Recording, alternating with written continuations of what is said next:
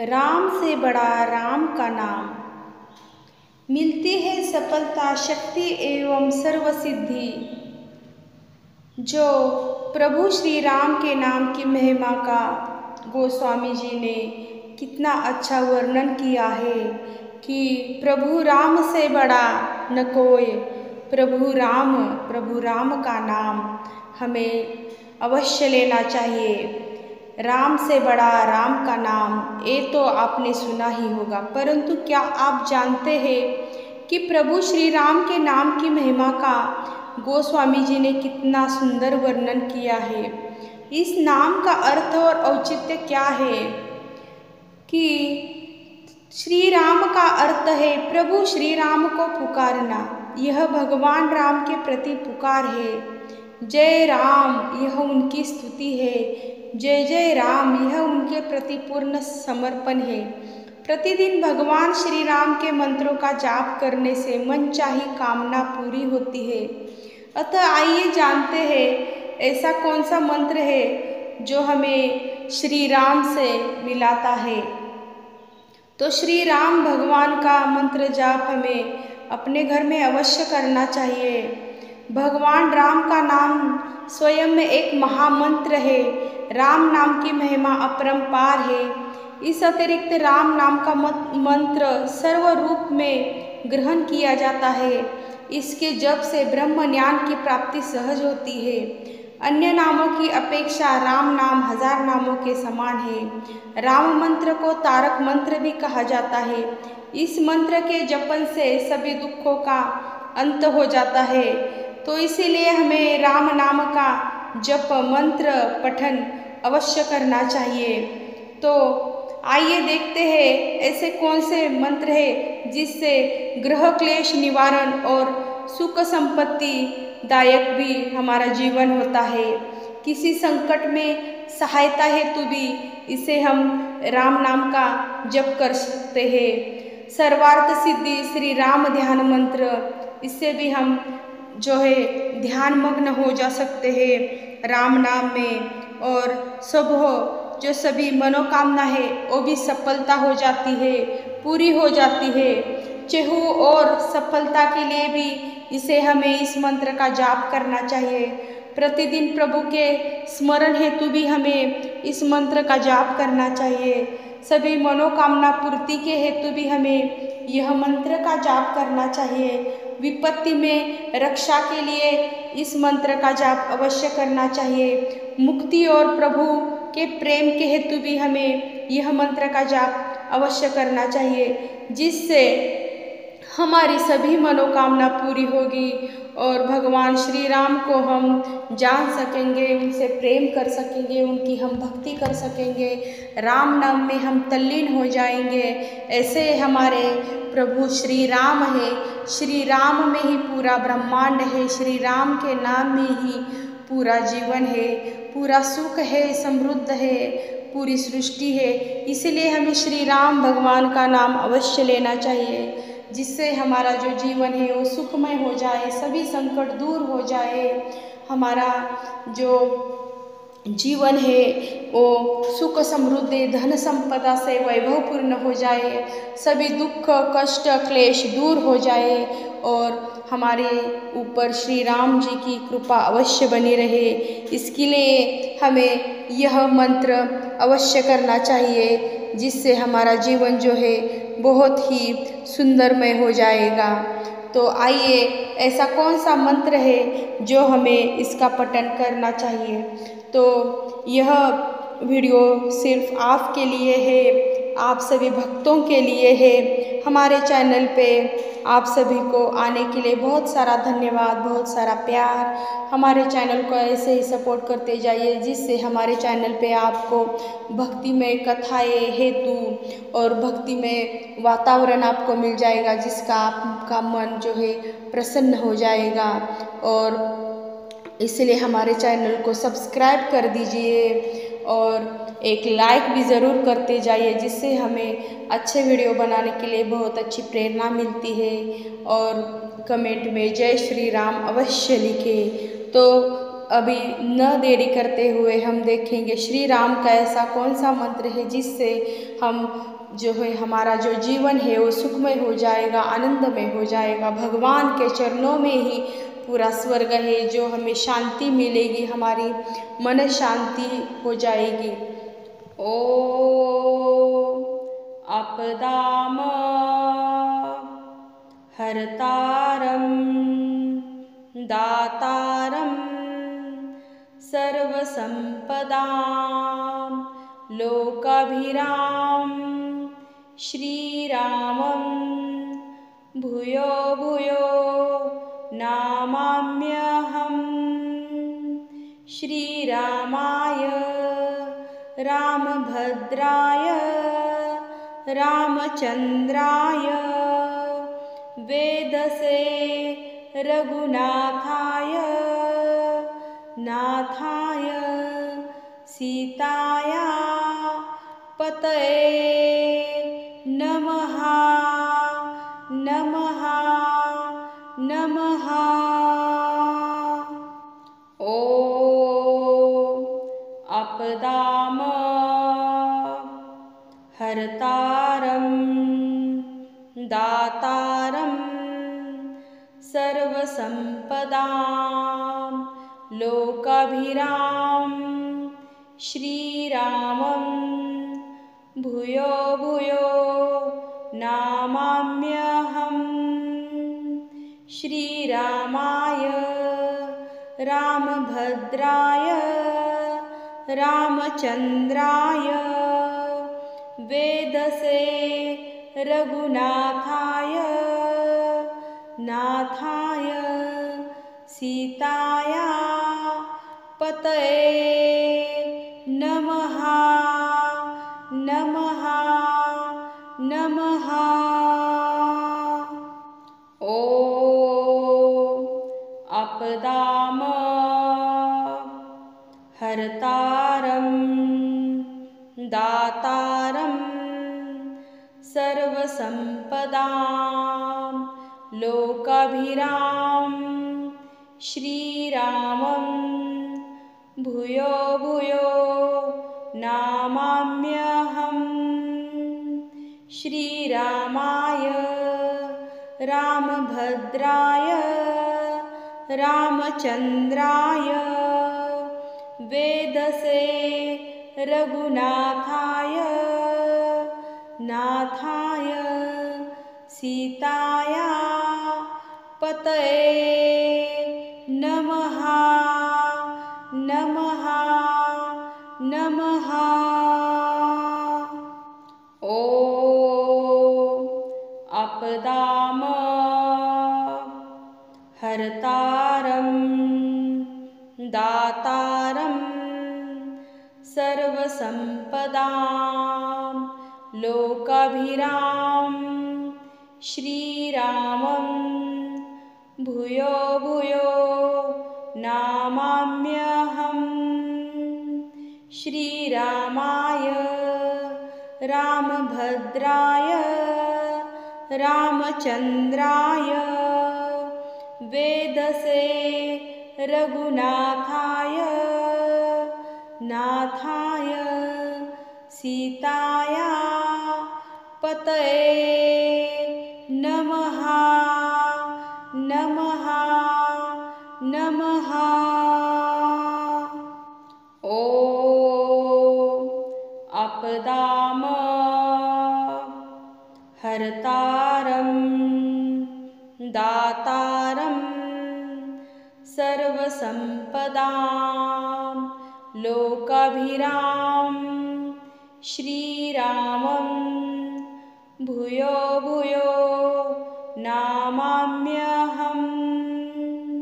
श्रीरामाय रामभद्राय रामचन्द्राय वेदसे रघुनाथाय नाथाय सीताया पतये नमः नमः नमः। ओम हर्तारं दातारं सर्वसम्पदां लोकाभिरामं श्रीरामं भूयो भूयो नमाम्यहम्।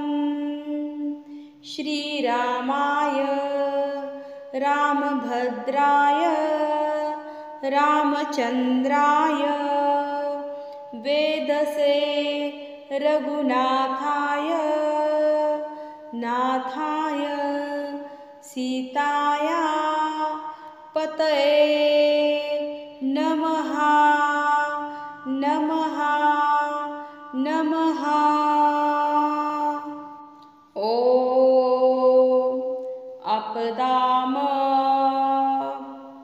हर्तारं दातारं सर्वसम्पदां लोकाभिरामं श्रीरामं भूयो भूयो नमाम्यहम्। श्रीरामाय रामभद्राय रामचन्द्राय वेदसे रघुनाथाय नाथाय सीताया पतये नमः नमः नमः। ॐ आपदाम हर्तारं दातारं सर्वसम्पदां लोकाभिरामं श्रीरामं भूयो भूयो नमाम्यहम्।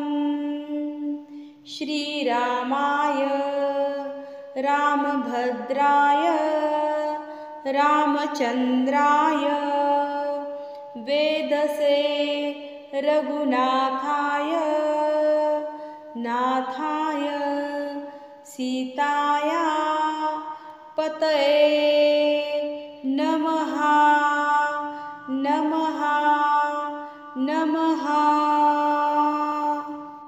ॐ आपदाम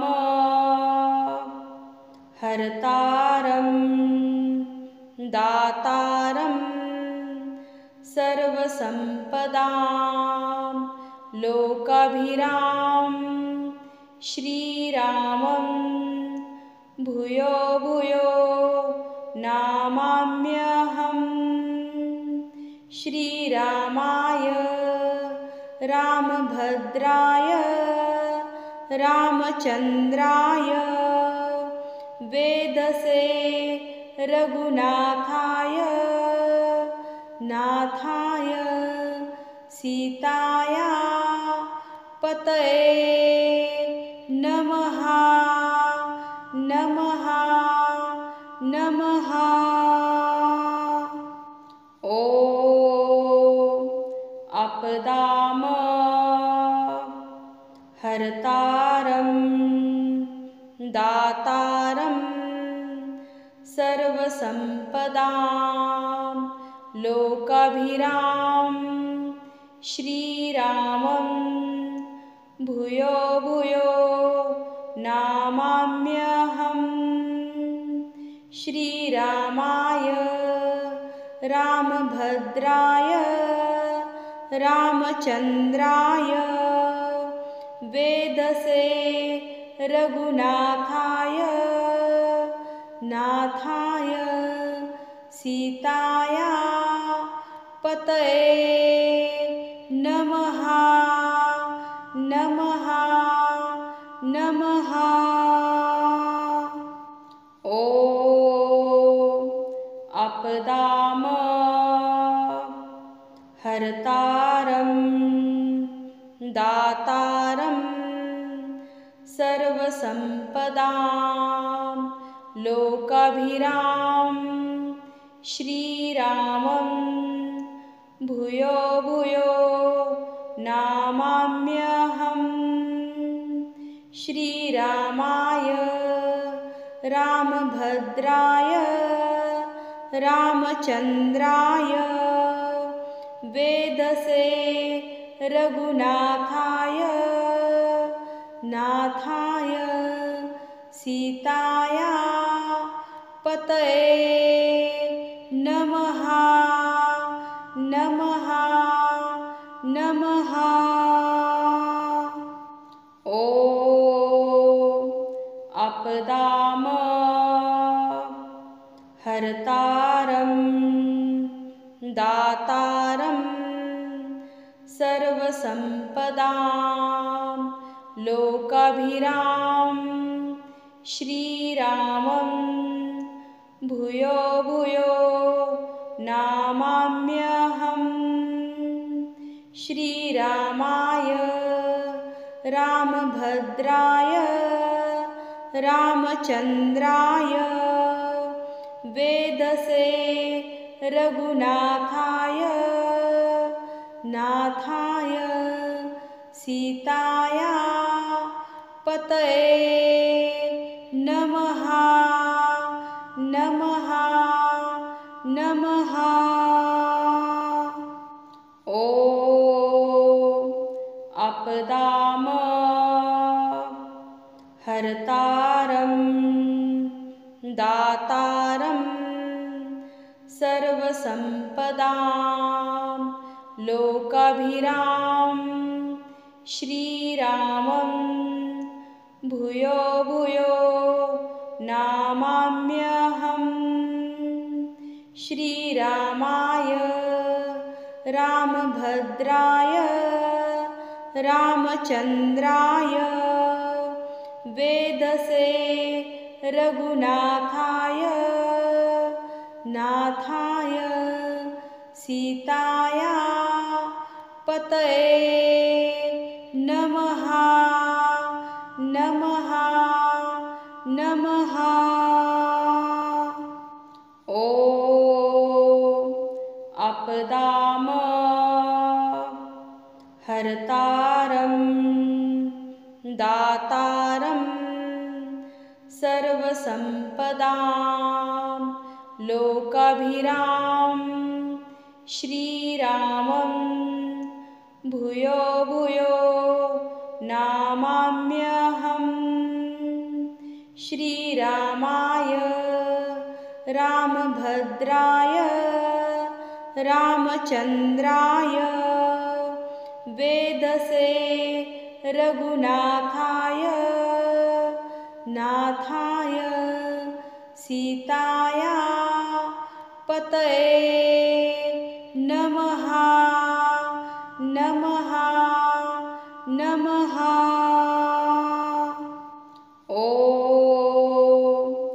आपदाम हरतारं दातारं सर्वसम्पदां लोकाभिराम श्रीरामं भूयो भूयो नमाम्यहम्।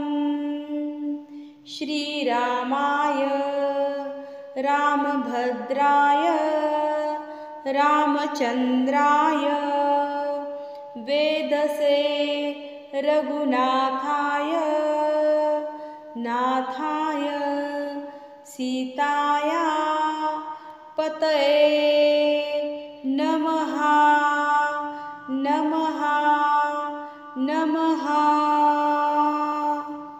ॐ आपदाम